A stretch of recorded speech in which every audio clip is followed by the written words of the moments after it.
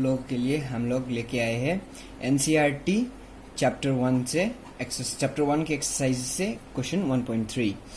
तो चलिए क्वेश्चन पढ़ लेते हैं। So check that the ratio K E square upon G M E M P is dimensionless. Look up a table of physical constants and determine the value of this ratio. What does the ratio signifies? So यहाँ पे 3 part है इस question का। पहला part हम लोग से ये पूछ रहा है कि इस रेशियो को डायमेंशनलेस प्रूफ करना है हम लोगों को, और फिर सेकेंड पार्ट हम लोग से ये पूछ रहा है कि इस रेशियो का वैल्यू निकालना है हमको, और थर्ड पार्ट ये रेशियो क्या सिग्निफाई करता है वो हम लोग को बताना है। तो चलिए सॉल्यूशन की ओर पहले पार्ट से शुरू करते हैं। तो इस रेशियो को हम लोग डायमेंशनलेस प्रूफ करेंगे। पहले इसका डायमेंशन लिख लेते हैं, K E square upon G M E M P. So इसका डायमेंशन लिखने से पहले हम लोग को इन क्वांटिटी का वैल्यू पता होना जरूरी है।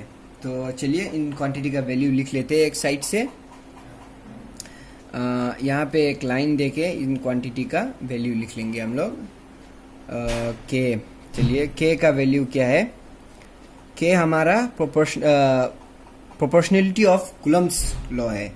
तो इसका वैल्यू है, हम लोग जानते हैं 9 इंटू 10⁹ न्यूटन मीटर स्क्वायर पर कूलम्ब स्क्वायर। और फिर ई लिख लेते हैं। के ख़त्म करने के बाद ई लिख लेंगे। ई का वैल्यू हम लोग जानते हैं, charge of an electron 1.6 into 10⁻⁻19 coulomb. और फिर जी लिखेंगे। जी प्रोपोर्शनलिटी ऑफ ग्रेविटेशनल कांस्टेंट, उसका ग्रेविटेशनल कांस्टेंट, तो इसका वैल्यू है 6.67 इंटू 10⁻⁻11 न्यूटन मीटर स्क्वायर पर केजी स्क्वायर। और फिर हम लोग लिख लेंगे मास ऑफ एन इलेक्ट्रॉन। लिखेंगे हम लोग मास ऑफ एन इलेक्ट्रॉन कितना है। हम लोग जानते हैं कि मास ऑफ एन इलेक्ट्रॉन है 9.1 इंटू 10⁻31 kgs। और मास ऑफ प्रोटॉन लिख लेंगे। मास ऑफ प्रोटॉन लिख लेंगे हम लोग जानते हैं कि 1.6 इंटू 1.67 इंटू 10⁻⁻27 kgs है। तो हम लोग ने ये वैल्यूज लिख लिया है क्योंकि ये वैल्यूज हमारा सेकेंड पार्ट में भी काम आएंगे। तो इन क्वांटिटीज का डायमेंशन लिखने से पहले हम लोग को इन क्वांटिटीज को इंडिविजुअली इनका डायमेंशन निकालना पड़ेगा। तो के इंडिविजुअली निकाल लेंगे हम लोग, K E square upon G M E M P. Individually हम लोग निकाल लेंगे अभी। के का एक यूनिट का, एक क्वांटिटी का डायमेंशन निकालने के लिए उसका यूनिट लिख लेंगे हम लोग। उसका यूनिट यही सबसे इजी फैक्टर है। तो हम लोग लिख लेंगे के का यूनिट है न्यूटन मीटर स्क्वायर पर केजी स्क्वायर पर कूलम्ब स्क्वायर। और चार्ज ऑफ एन इलेक्ट्रॉन का कूलम्ब, तो कूलम्ब स्क्वायर है यहाँ पे, तो स्क्वायर दे देंगे। यहाँ पे इलेक्ट्रॉन ई स्क्वायर है तो कूलम्ब पर स्क्वायर लगा देंगे। और जी के यूनिट है न्यूटन मीटर स्क्वायर पर केजी स्क्वायर। और मास ऑफ एन इलेक्ट्रॉन का केजी, और मास ऑफ प्रोटॉन का भी केजी। सो यहाँ आप देख सकते हैं कि न्यूमिनेटर में न्यूटन मीटर स्क्वायर दिया हुआ है, तो डिनोमिनेटर में भी न्यूटन मीटर स्क्वायर दिया हुआ है, तो इनसे ये कट जाएगा।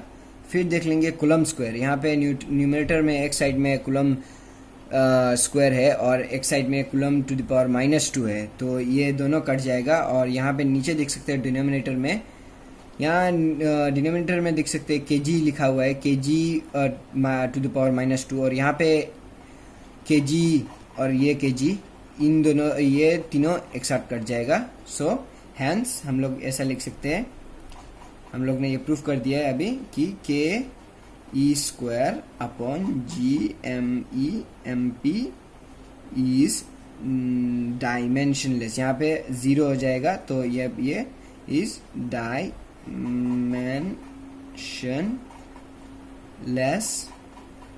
क्वांटिटी। अभी आप लोग देखेंगे कि हम लोग ने क्यों ये सब वैल्यूज लिखा हुआ है। तो चलिए नेक्स्ट की ओर यहाँ पे लिख लेंगे नेक्स्ट पार्ट में। तो next part of the question हम लोग से क्या पूछा गया है कि वैल्यू ऑफ द रेशियो। तो इस रेशियो का वैल्यू लिख लेंगे, वैल्यू सॉरी स्पेलिंग थोड़ा मिस्टेक हो गया, value of this ratio, RATI और रेशियो पर आप करेक्ट लिख लिया हमने वैल्यू का स्पेलिंग। तो चलिए इसका वैल्यू लिखने के लिए हम लोग को इस मतलब इन क्वांटिटीज का वैल्यू लिखने के लिए हम लोग को इस रेशियो में जितने भी क्वांटिटी है उन सब का ठीक वैल्यू बैठाकर जस्ट सिंप्लीफाई कर देना है। तो चलिए नाउ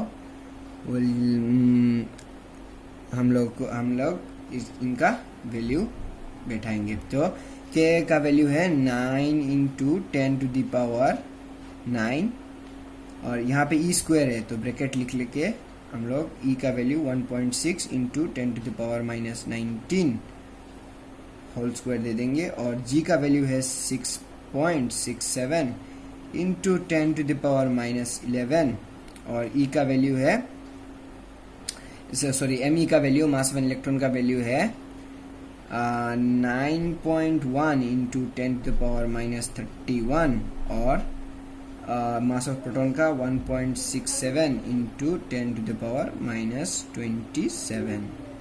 तो चलिए अभी हम लोग इनको सिंप्लीफाई कर लेंगे। सिंप्लीफाई करने के लिए जस्ट आपको कुछ नहीं करना है, सिर्फ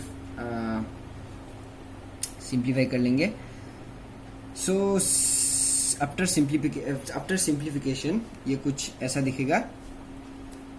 पहला स्टेप सिंप्लीफिकेशन का कर लेंगे पहले, फिर ये कुछ ऐसा दिखेगा 9 into 10 to the power 9 into 2.56 into 10 to the power minus 38 first step of simplification. अभी फिर ये सब एक साथ लिख लेंगे और 10 का वैल्यू सब एक साथ लिख लेंगे 6.67 इंटू 9.1 इंटू 1.67 और 10 का वैल्यू एक साथ जोड़ देने से हम लोग को 10 मल्टीप्लाई कर देने से 10 का वैल्यू सब हम लोग को 10 टू पावर माइनस 69 मिल जाएगा। आप लोग सिंप्लीफिकेशन करके देख सकते हैं। फिर इसको सिंप्लीफिकेशन करने के बाद हम लोग को कुछ ऐसा मिलेगा 2.27 into 10 to the power minus 39। So approximately हम लोग लिख सकते हैं कि 2.3 into 10 to the power minus 39। So value of ये इस रेशियो का वैल्यू तो हम लोग ने निकाल लिया है। अब हम लोग third part of the question की ओर चलेंगे। तो इसको आप लोग अगर चाहे तो स्क्रीनशॉट ले सकते हैं इस नोट्स का, इस आंसर का मीन्स टू से। तो चलिए नेक्स्ट पार्ट में चलते हैं। सो नेक्स्ट पार्ट कुछ इस तरह सा होगा कि रेशियो मतलब ये रेशियो क्या सिग्निफाई करता है ये पूछा गया है। मतलब हम लोग लिख लेंगे what does the ratio signify. Question लिख लेते सिग्निफाई। तो चलिए अब यहाँ से सॉल्यूशन लिख के थर्ड पार्ट चलते हैं। थर्ड पार्ट में हम लोग ये रेशियो क्या सिग्निफाई करता है। तो इसके लिए हम लोग को ये रेशियो लिख लेते हैं पहले K E square upon G M E M P. तो इस रेशियो क्या सिग्निफाई करता है, इस रेशियो को सिग्निफिकेंस लिखने के लिए पहले हम लोग को इसको न्यूमरेटर और डिनोमिनेटर को आर स्क्वायर से डिवाइड करना पड़ेगा। तो कर लेते हैं कि E square upon R square by GMEMP upon R square. तो ये GMEMP अपॉन आर स्क्वायर हम लोग कर लिया है। तो आप देख सकते हैं कि यहाँ पे न्यूमरेटर में KE square upon R square, ये इलेक्ट्रोस्टैटिक फोर्स है। हम लोग जानते हैं कि कूलम्ब्स लॉ में हम लोग को डिफाइन किया है फोर्स के Q1 Q2 upon R square. तो ये हम लोग ऐसा पकड़ सकते हैं कि चार्ज ऑफ 2 पॉइंट चार्जेस जिनका चार्ज इक्वल टू E है, दोनों सेम चार्ज है, इसीलिए हम लोग ये KE square upon R square ये इलेक्ट्रोस्टैटिक फोर्स हो गया। तो हम लोग ऐसे लिख लेंगे FE, इलेक्ट्रोस्टैटिक फोर्स लिख लेंगे, ये FE से डिनोट करेंगे इसको। और ये नीचे डिनोमिनेटर में हम लोग देख सकते हैं कि GMEMP अपॉन आर स्क्वायर, ये कुछ जाना पहचाना सा फॉर्मूला लग रहा है ना। हाँ, ये ग्रेविटेशनल फोर्स का फॉर्मूला है। ये इलेक्ट्रॉन और प्रोटॉन के बीच जो ग्रेविटेशनल फोर्स क्रिएट हुआ है उसका मतलब वो फोर्स है। तो यहाँ पे FG लिख लेंगे हम लोग, FE इलेक्ट्रोस्टैटिक फोर्स और FG ग्रेविटेशनल फोर्स, इन दोनों से डिनोट करेंगे। तो यहाँ पे हम लोग लिख लेंगे कि FE is equal to electrostatic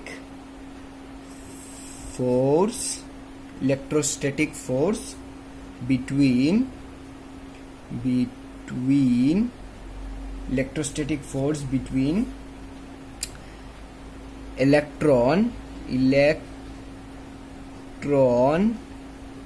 electrostatic force between electron and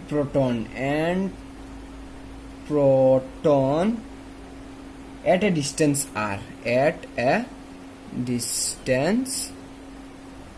r, और FG का वैल्यू है